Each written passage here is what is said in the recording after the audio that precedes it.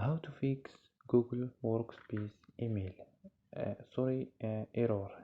يا دوب guys, if you want to fix Google Workspace error, first step, go to settings, click apps and notifications, click apps and wait a second for loading.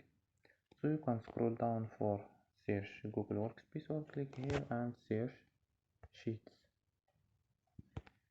So this is application, click for stop, click OK and go to storage and just click clear cache.